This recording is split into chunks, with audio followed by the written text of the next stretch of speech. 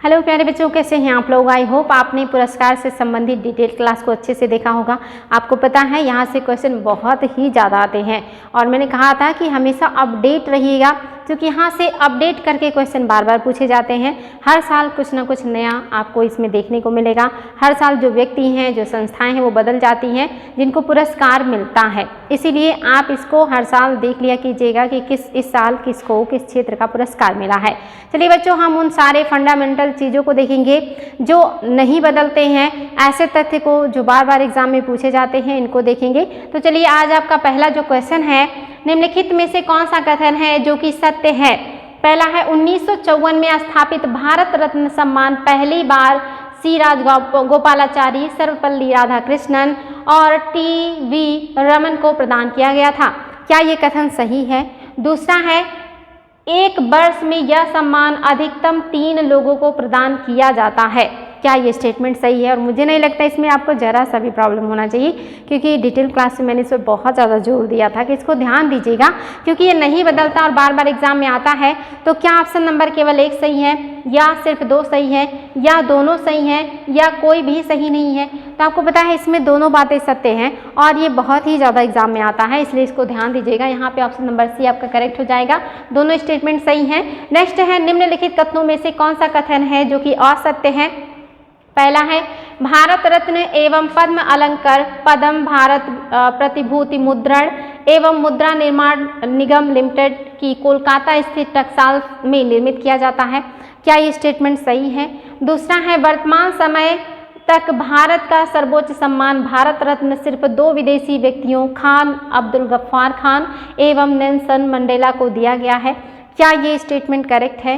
तीसरा है, ललित कला अकादमी द्वारा स्थापित उस्ताद बिस्मिल्लाह खां युवा पुरस्कार 35 वर्ष से कम आयु के युवा कलाकारों को प्रदान किया जाता है। क्या ये स्टेटमेंट असत्य है? और चौथा है, साहित्य अकादमी 72 सदस्यता साहित्य अकादमी द्वारा दिए जाने वाला सर्वोच्च सम्मान है। तो हमने इसके बारे में बहुत ही बेहतरीन तरीके से डिटेल क्लास में देखा है और उसमें आपको पता है कि कौन सा स्टेटमेंट है जो कि असत्य है। तो आप जानते हैं ऑप्शन नंबर सी इसका असत्य है। बाकी सारे स्टेटमेंट बिल्कुल सही है, हमने इसके बारे में अच्छे से विस्तार पूर्वक पढ़ाई किया है। नेक्स्ट है, निम्नलिखित में से कौन सा कथन है जो कि सत्य है। सही बताना है आपको। मूर्ति देवी पुरस्कार भारतीय दर्शन और सांस्कृतिक धरोहर के क्षेत्र में संविधान में उल्लेखित 22 भारतीय भाषाओं व अंग्रेजी में किसी एक में श्रेष्ठ साहित्यिक रचना के लिए भारतीय ज्ञानपीठ न्यास द्वारा प्रदान किया जाता है। क्या ये स्टेटमेंट सही है? दूसरा है, सरस्वती सम्मान संविधान में उल्लेखित 22 भाषाओं में से किसी भी भाषा में रचित साहित्य के लिए के बिरला फाउंडेशन द्वारा प्रदान किया जाता है। क्या स्टेटमेंट करेक्ट है? आपको सत्य बताना है। क्या केवल 1 सही है, या केवल 2 सही है, या दोनों सही है, या इनमें से कोई नहीं है जो सही हो, यानी कि दोनों गलत है। तो आपको पता है यहाँ लिखा दोनों स्टेटमेंट सही है, क्योंकि हमने इसको बहुत अच्छे से पढ़ा है और ये तथ्य कभी नहीं बदलते और एग्जाम में बार बार पूछे जाते हैं, इसलिए इनको ध्यान देना पड़ेगा आपको। ऑप्शन नंबर सी सही हो जाएगा। दोनों स्टेटमेंट आपके करेक्ट हो गए हैं। नेक्स्ट है, निम्न में से किस भारतीय को नोबेल पुरस्कार से सम्मानित किया जा चुका है। इनमें से कौन है जिन्हें नोबेल पुरस्कार दिया जा चुका है? और मैंने कहा था जरूर देख लीजिएगा, ज़्यादा लोग नहीं हैं और वो किस क्षेत्र में नोबेल पा चुके हैं ये भी देख लीजिएगा। तो आपको बताना है, क्या BS नायपाल को नोबेल पुरस्कार मिला है? क्या वेंकट रामाकृष्णन को नोबेल पुरस्कार मिला है? क्या CV रमन को नोबेल पुरस्कार मिला है? क्या कैलाश नाथ सत्यार्थी को नोबेल पुरस्कार दिया गया है? तो आपको बताना है बच्चों कि इनमें से कौन से लोग हैं जिनको नोबेल पुरस्कार दिया जा चुका है। तो आई होप आपको ये जरा सा भी प्रॉब्लम नहीं होना चाहिए। आपको पता है कैलाश नाथ सत्यार्थी को भी मिला है, CV रमन को भी दिया जा चुका है, और आपका वेंकट रमन राधाकृष्णन, आपके ऑप्शन नंबर सी हो जाएगा। 2, 3, 4 सही हो जाएगा। ये तीनों लोगों को नोबेल पुरस्कार दिया जा चुका है। नेक्स्ट है, निम्न कथनों पर विचार कीजिए तथा नीचे दिए गए कूट की सहायता से सही उत्तर का चयन करें। आपको बताना है इनमें से कौन से हैं जो कि सही है। पहला है, पुलित्जर पुरस्कार पत्रकारिता, साहित्यिक उपलब्धियों, संगीत व ड्रामा के क्षेत्र में व्यक्तियों और संस्थाओं को सम्मानित करने के उद्देश्य से कोलंबिया विश्वविद्यालय द्वारा प्रदान किया जाता है। दूसरा है, प्रतिष्ठित पुलित्जर स्वर्ण पदक किसी संस्था या व्यक्ति को उत्कृष्ट सामाजिक सेवा एवं पत्रकारिता के लिए प्रदान किया जाता है। तो आपको बताना है इनमें से कौन सा स्टेटमेंट है जो कि सही है, और डिटेल क्लास में मैंने बताया था कि जरूर ध्यान दीजिएगा कि किन क्षेत्रों में ये प्रदान किया जाता है। और 4 क्षेत्र थे जिन पर मैंने जोर दिया था कि इसको ध्यान दीजिएगा, जिसमें आप यहाँ देख रहे हैं कि ये पुरस्कार पत्रकारिता सबसे ज़्यादा जो महत्वपूर्ण है वो पत्रकारिता है, इसी के लिए जाना जाता है।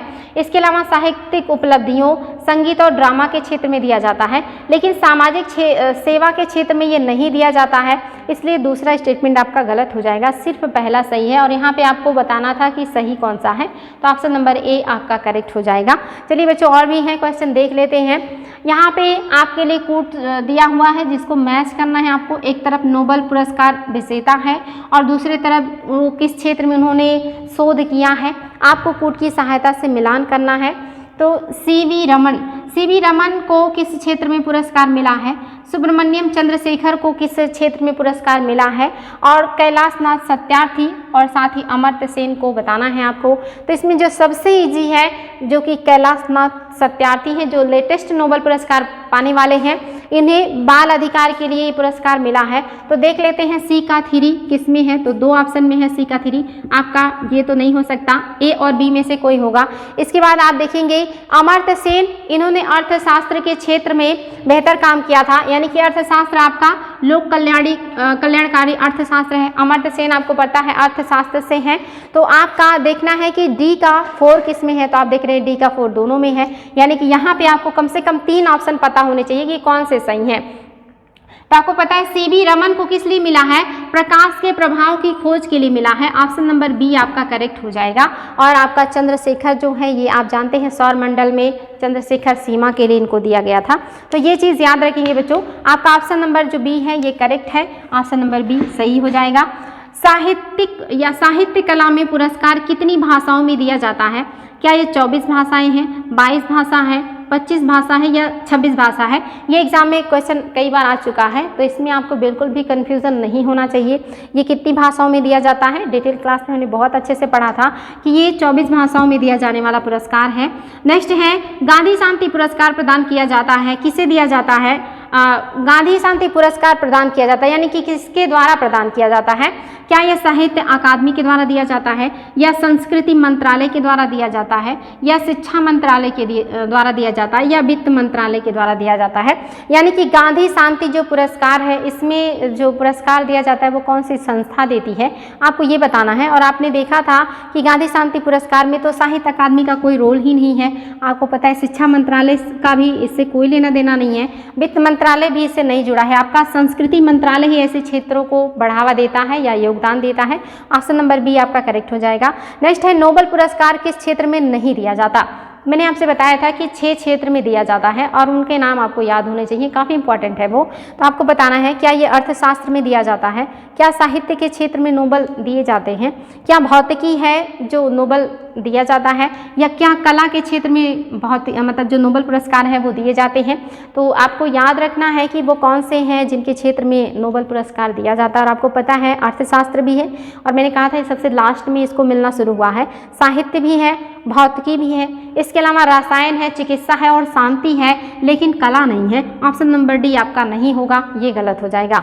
नेक्स्ट है 1954 में भारत रत्न से किसे सम्मानित नहीं किया गया, क्या सी राजगोपालाचारी को प्रदान किया गया था, क्या रविंद्रनाथ टैगोर को भारत रत्न मिला था 1954 में, क्या सीवी रमन उस समय नोबेल पुरस्कार से पुरस्कृत हुए हैं, क्या राधा कृष्णन जी उसमें शामिल थे। तो आपको बताना इसमें से कौन से हैं जो शामिल नहीं है, और ये very easy very important question है। आपको पता है कि यहाँ 3 लोग थे जिनको मिला था, जिसमें राजगोपालाचारी भी थे, आपके सीवी रमन भी हैं और आपके राधा कृष्णन भी हैं। रविंद्रनाथ टैगोर उस समय नहीं थे, क्योंकि आपको पता है इनको गीतांजलि के लिए 1914 में पुरस्कार दिया गया है, तो ये ऑप्शन नहीं होगा। इस क्वेश्चन के हिसाब से आपका ऑप्शन नंबर बी सही हो जाएगा।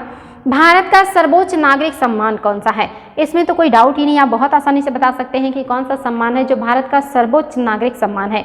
हालांकि ये सारे सम्मान भारतीय नागरिकों को दिए जाते हैं, लेकिन सबसे ज़्यादा जो उच्च है या सर्वोच्च है वो आपका भारत रत्न है। ऐसे भी पढ़ के पता चल जाता है कि भारत का जो रत्न होगा वो सबसे अलग ही है। तो भारत रत्न सबसे महत्वपूर्ण है और ये सारे पुरस्कार राष्ट्रपति के द्वारा प्रदान किया जाता है। राष्ट्रपति भवन में ये चीज़ें मैंने बताई थी।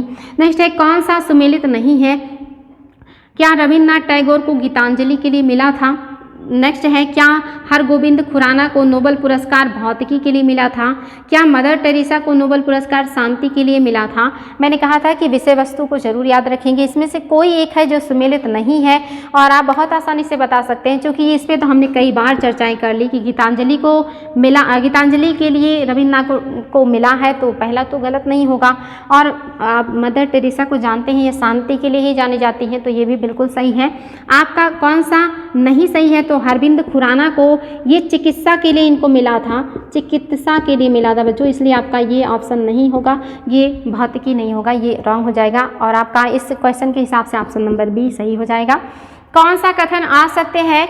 ज्ञानपीठ पुरस्कार में 11 लाख की धनराशि, प्रशस्ति पत्र और सरस्वती की कांस्य प्रतिमा प्रदान किया जाता है। क्या ये स्टेटमेंट आ सकते हैं? नेक्स्ट है, अब्दुल खान, गफ्फार खान व नेल्सन मंडेला वे दो विदेशी व्यक्ति हैं जिन्हें भारत रत्न से सम्मानित किया गया है।